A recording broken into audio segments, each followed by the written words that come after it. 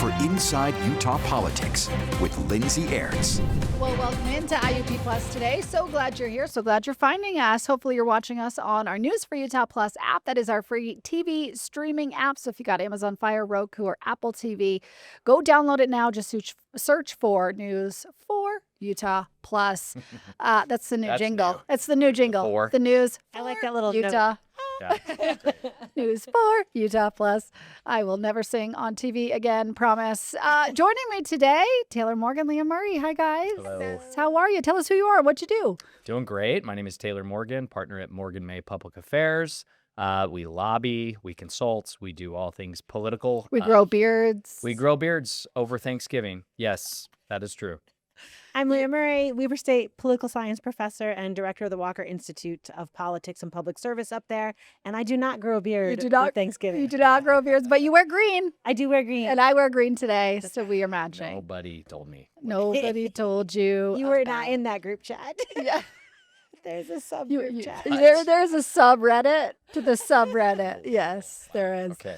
Okay, well, let's dive right in, shall we? Want to note that producer Peter's out of town. He's in London right now, so jealous of his travels, but we'll see him when he comes back next week.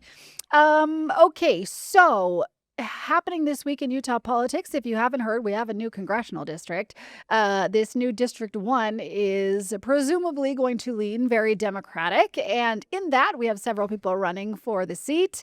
Presumably going to lean Democratic. What are you talking about? Well, until people every vote. Democrat in Utah. In fact, Lindsay, people we have vote. packed more Democrats than exist in Utah into one congressional district. I know that is your opinion. This leans Marxist almost. It's All- that blue. all It's I so w- blue, it's red. Whose show is this? All I was trying to say is that we don't know until people vote how this district will vote, but early indications are that, yes, it leans very Democratic. To some people's opinion, No. even socialist. Facts. And to that point, one of those very progressive candidates is State Senator Nate Blouin. Picked up a pretty decent endorsement this week in Senator Bernie Sanders. Guys, what do you make of this? I think this is a really big deal for Senator Nate Blouin. Nate Blouin has been criticized widely, especially by Republicans, but even by some Democrats here in Utah for not being, quote unquote, effective in the Utah legislature. Senator Blouin is young. He's very outspoken about his views. He has not shied away from supporting the very more progressive agenda items, especially of national figures like Bernie Sanders. I'm not surprised at all by this endorsement, and I think it's a big deal because this is a very crowded field of Democrats all running for this nomination. I really think this helps differentiate Nate Blouin from the others in this crowded field. To me, in my opinion, this is going to come down to whether or not this is an open or a closed primary. And that, I think, will determine whether someone like a Ben McAdams, who is a much more moderate, more conservative, traditional Utah Democrat, wins the day in an open primary, or if this primary is closed and limited to only affiliated Democrats, I think Nate Blouin is now positioned as the frontrunner. Just because closing your primaries means those who are solely affiliated with the party are more diehard, more progressive, perhaps. Right now, Republicans living in the 1st Congressional District would be allowed to vote in an open Democratic primary. Ben McAdams in the past historically has won about 23 to 25% of registered Republicans in his former congressional district. So Ben is really well positioned to win this election if it remains open, right? If it's closed to just Democrats, then it really does become, I believe, a battle among the more progressive candidates like Nate Blouin, Derek Kitchen, and some others. Leah, back to the Nate Blouin endorsement. The Bernie Sanders endorsement of Nate Blouin. What do you make of that? Did it come out too early? Are people going to remember this in a year? Like, what do you think? Oh, I think that's really interesting. I think it comes out at a time which then allows Nate Blouin to fundraise off of it, right? So he's able to say to the world, you know what I mean? Like, this is, I'm endorsed by Bernie Sanders. Any kind of PAC money that might like a Bernie Sanders type candidate who might not know who I am because I'm not famous yet. So to a certain extent, I don't think it's too early. I think our filing deadline is still early January, which is a month as of from now. That can change. So if I am trying to clear the field of possible candidates, one of the best ways I think to do that is to get momentum early, to establish yourself as like the dominant candidate, aggressive getter, right? And so Freeze the field a little bit. Yeah. So it's really not about next year. It's about, I think, this early game, if that makes sense. And this decision will be made by the party primary in June. And because this, of course, is the most partisan gerrymandered congressional district ever in the history of the country, it is a single county congressional district, which means county convention and the county convention timeline will apply, which is traditionally about a month earlier than state conventions for the parties. If you're not watching us on a streaming platform or YouTube, you couldn't see Leah roll her eyes at Taylor when he said this is the most gerrymandered I only just district. didn't say egregious. I was waiting for the egregious. Oh, you just wait. I've got a few egregiouses left. It's coming. Okay, Taylor, you're a political consultant. I have a couple of questions for, like, if you were advising candidates here in this new district, are you pushing them to go get other Democrat endorsements? And if so, who are those? And then, I mean, the Bernie Sanders itself, like, I don't really sit down as a voter and say, oh, well, that person's backed by this person. So I kind of look at the issues and look at, like, whether I think that they align with my values, right? So what do you make of all that? Based on my experience consulting candidates and campaigns, I think people put a lot more stock into endorsements than they're worth. And when I say people, I mean candidates and their campaigns. Endorsements do not really make a difference in terms of swaying voters or moving the needle when it comes to getting voters to turn out. Endorsements really do not matter that much. And I believe candidates often make the mistake of putting way too much time and effort into securing endorsements. The Bernie Sanders endorsement, I think right now is a little bit different because it does help Nate Blouin distinguish himself in a very crowded field. I think in that sense, this is a valuable endorsement for him. If you recall a few years ago when Bernie Sanders came to visit Utah and hold a rally here, it was wildly popular, very well attended. So clearly he has appeal here. He has name ID here. The only problem with Bernie Sanders is that nobody who supports him actually votes. So Nate Blouin is going to have to figure out how to translate that support into turning voters out to the polls when it matters.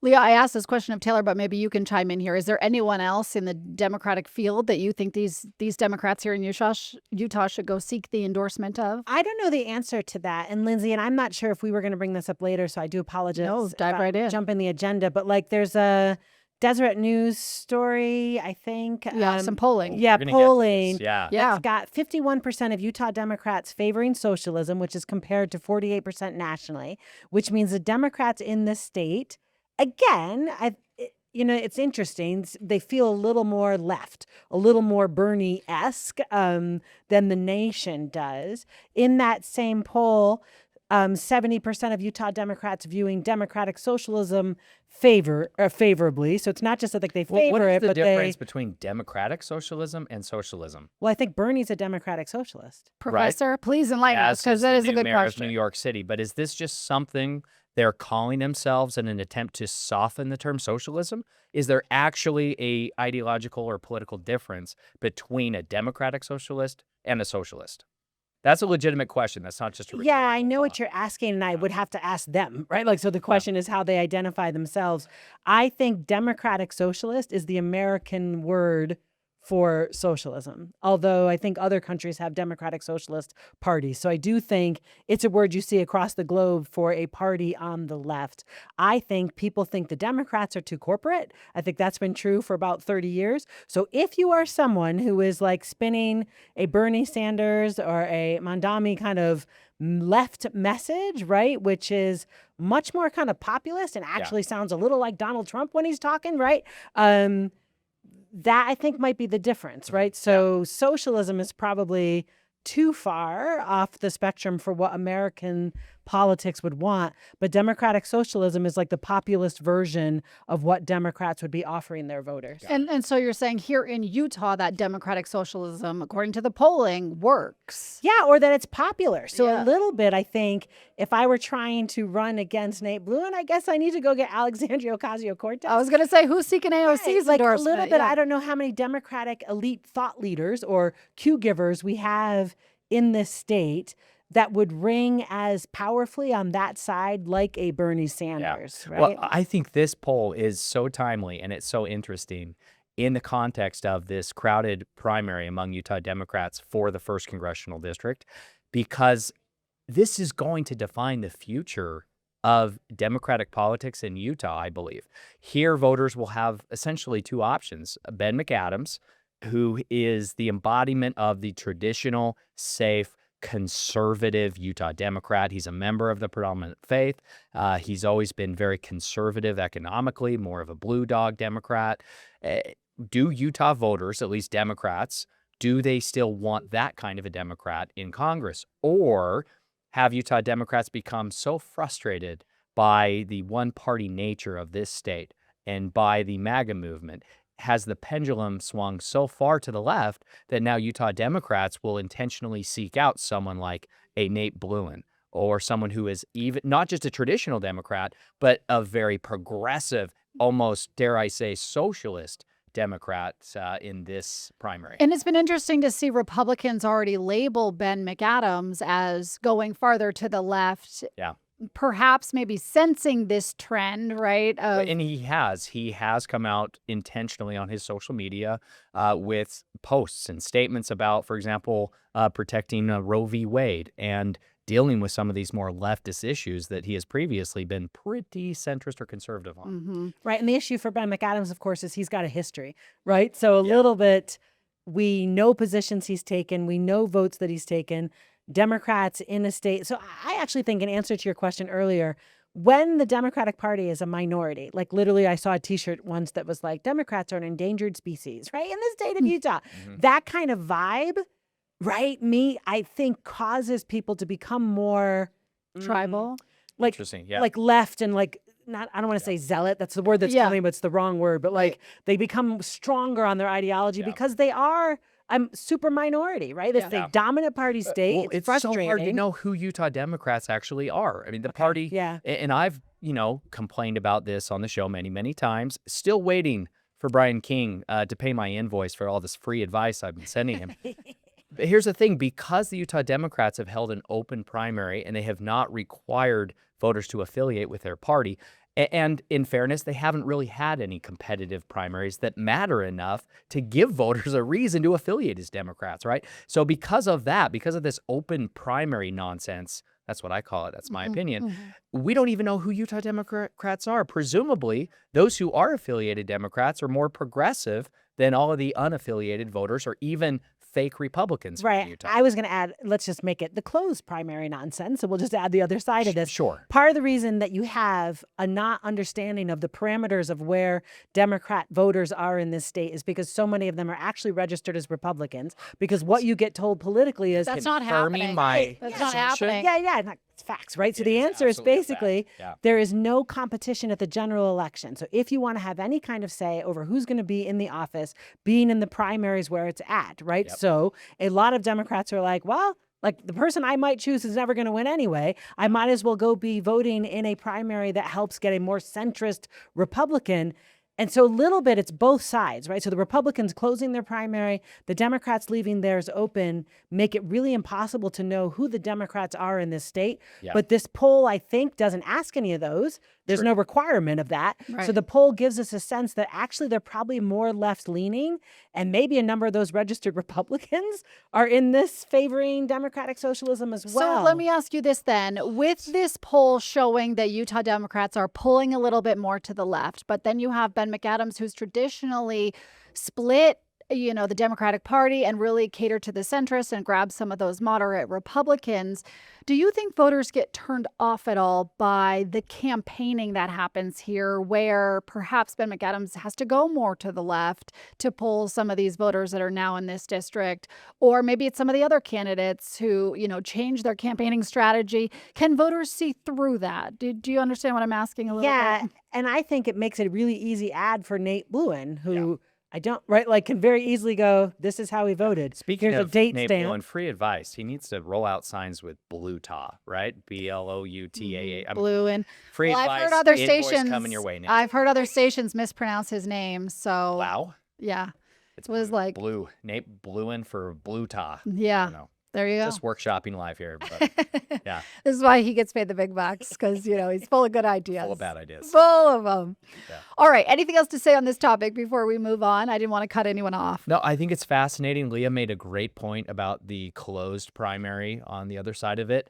I think this very special, unique opportunity Utah Democrats have right now, finally, they have been gifted an opportunity to have a primary that matters, that is worth closing. You can only close a primary if you have a competitive primary that voters want to participate in. Democrats just have not really had that here in Utah for a very long time. They do now. And so I'm not saying they should close it just because I'm a jerk. I'm saying they should close it because I think it's an opportunity to build the party. Do you think that voters will go if they close it? Absolutely. I think you will see anywhere from 3 to 7% of Utah Republican voters affiliate as Democrats. I believe in that district, you will see up to 20 to 25% of the unaffiliated voters in that CD1 register as Democrats. That's a huge opportunity for the party to build, but also for all of these Democratic candidates running for that district to engage with, message to, and build that district as a Democratic stronghold. Don't waste that opportunity. Again, Brian King, let's talk. I'll send you I did send you the invoice. I'd like a check. Do they just have to go to the lieutenant governor's office and say we want to close our primaries? Before the end of the year, they have to declare their intent to have an open or a closed primary. Okay, got it. Okay. Well, there we go. We'll see how it all shakes out. All right, let's move to a national topic, shall we? Our Secretary of War, Pete Hegseth, is getting some bipartisan criticism because of some strikes on some boats in the Caribbean. There was a Washington Post report that came out late last week reporting that Pete Hegseth reportedly authorized a second strike on a alleged drug boat in the Caribbean where 2 people were hanging off the boat who weren't killed in the initial strike. And the allegation is that Hegseth authorized this second strike and authorized the quote unquote term kill everybody. Both sides of the aisle taking a little bit of issue with this, some likening unto possible war crimes. You know, the Senate committee is going to get involved here in terms of briefing. What do you guys want to see in the investigation into this? Is this something that just like kind of goes away, or is this serious enough that it continues? Good question. That's a good question, right? Well, as the real Republican on the show, I feel like I have a little bit of a duty to defend Secretary Hegseth to the degree I can. I do believe that this nation has become so complacent and has failed to act on dealing with drug trafficking. Yeah, drugs are killing Americans. They're destroying our families. It is about time that we're taking this kind of action to protect our country against drug trafficking. That being said, even though oftentimes we let process get in the way of good outcomes, I do believe still that process, integrity, and transparency matters. I get really uncomfortable when I see the phrase kill everybody coming from our Secretary of War, formerly Secretary of Defense. Maybe we know now why the title changed. But I get really uncomfortable with the language kill everybody coming from a member of the cabinet. Leah? Yeah, no, my concern with this is, and I think what we'll see with oversight is there's 2 strikes, right? First of all, I'm a little concerned with, I guess I disagree a little bit with Taylor, just defining people as narco-terrorists and then deciding because I've given them this label, this now allows me to blow them out of the water. But that might be statecraft like debate, right? So when they blow them out of the water on September 2nd and they realize that there's 2 people hanging off of the boat, it's the choice to then, right, send a second strike in to unarmed people who are clearly not going to be, a problem. Literally. We would want to gather intelligence, and those people are, there are rules that apply here, right? Nationally, internationally. You would think that we would want to capture them, bring them in, question them. We would gain intelligence that way, but just to kill everyone. Right. I'm not sure that, again, I don't have all the details, right? There's probably a lot of classified information we don't know. Yeah. But on the surface, it is really problematic. Right. So the oversight question's going to be, did Hegseth give the order, right? I think there's a New York Times article having unnamed sources saying he just said kill everybody.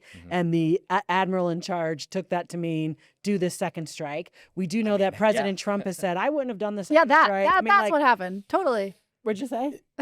Taylor just No, sorry. I didn't mean to interrupt you with my gesticulation here, Leah. But no, it just, the fact that President Trump even said on the record he would not have done that when his secretary did, This is problematic. Right. So my issue is the daylight between whoever the admiral is in the military making those decisions to the Secretary of War to the president, right? And if the argument, I think from the right, but do correct me, Taylor, if I'm wrong, that like the bureaucracy should only be answerable to the president, that right there, not just on whether we should have done that second strike, which I think maybe is obviously a war crime, but also how much of these bureaucrats just doing what they want to do? How much does President Trump actually have control over what is happening in his administration? Because it seems like he didn't know. Did he know? I mean, if he came out and said, I wouldn't have done that, isn't he the commander-in-chief who says whether I wouldn't we do expect that? the commander-in-chief, the president, to know everything about every military operation in that sense. And we do know that President Trump goes off the cuff and kind of speaks his mind to the press. I don't think that this is a case of Secretary Hegseth deliberately countermanding an order from President Trump. I think this is President Trump being asked about it after the fact, maybe without complete information, and just responding that way. What do you make? Not defending either of them. Just that's how I read it. So I'm just going to say, like, commander-in-chief should know. If you're starting a war in the Caribbean, so you're going to like be attacking boats, you should know, right? You should know to the extent that your Secretary of War has authorized lethal force. I don't care how he got asked, right? I mean, delegation is a core business principle of leadership, Leah. Good leaders delegate. Okay, so then the bureaucracy gets to do what it wants, right? And Trump has no say. But who does the buck stop with then? Right. It stops with President Trump. Right. It really does. Yeah. So what do you make of this in the fact that we just had the Republican administration criticizing some Democratic lawmakers who came out and were like, hey, military, you can defy orders if they're illegal. And now this happens. What do you guys make of all of that? Well, a little bit for me, because it came out, the order was not wrong, but like, right. So the order was, we have Democratic lawmakers saying, hey, military, you should abide by your oath. One, people I have spoken to in the military were very offended by that. Yeah. I think they feel like we know how to abide by our oath. We're actually in the military. We're not going to do something illegal. We know what we're doing. By your oath. Right. But like, how dare you do that? Get a job. But then, like, it feels like the next day we learn, well, actually, the military did just do something that was illegal. So I do question, had they been hearing, right? Taylor said some of this stuff is classified. So maybe Senator Mark Kelly's kind of hearing about things that might be happening along these lines, right? Which causes him to make that case. I'm just speculating. I don't know that. Yeah. But it just feels like this case here gives more credence or strength to why the Democratic legislators would have done that a week or so. Well, and let's make no mistake here. Both parties in Congress, right, when there is a Secretary of Defense or a Secretary of War of the other party, right, they will try to politicize things like this, right? So I take their reaction with a grain of salt in that sense. But again, I'm a big believer in integrity and in transparency. I have concerns about the optics of what happened and how it was talked about, right? But let's remember that Democrats are trying to politicize all of this. All right, let's lighten it up do you want to respond to that, Leah? Who's not politicizing, right? This whole conversation on both sides of the aisle. No? No, both sides are, absolutely. Right. But the difference is one side is the Secretary of War, an appointed member of the cabinet who has all the classified information. The other side are politicians in Congress who are trying to score points in the midterm by criticizing the administration. That's the difference. I feel that oversight that's about coming for the Trump administration over this issue, I think, is bipartisan. I do think there's a Republican who this weekend was talking about it. So that's not politicizing. That's saying, no, actually, as it turns out, you can't just use our military committing war crimes. We got to find out if it was a war crime. Yeah. I don't know. I'm all for that. Investigate it. Let's get as much information as we can. But I'm just going to bring that cynicism at this stage. We don't have time to elaborate, but one word, does Pete Hegseth lose his job after this? Nope. Well, I think it depends. I'm sorry, like my answer. It depends. One word, Leah. One word. Yes or no? No, it depends. Go ahead. I'm a professor. Don't you qualify this? Politics. You'd be terrible in a debate, Leah. I think it depends. Yes, I would. I think it would depend. But great as a moderator. How bad it goes and to what extent that the president needs to put distance between himself and the decision. So I could see the admiral being in trouble first, and then I think it's Hegseth, and I think it kind of depends right? Like on what fallout. Congress finds. And yeah, interesting. All right, we'll have to leave it there for today. Appreciate all of your opinions today. As always, we always leave friends when we leave here. Taylor Morgan, Leah Murray, thanks for joining me today. And as always, make sure you watch us on this Sunday. Still planning the show, so not exactly sure what we're going to. Oh, it's going to be a good one. It's going to be good for sure. Make sure to tune into ABC4 Sundays at 8 a.m. and 4 p.m. for Inside Utah Politics. And we will see you next time.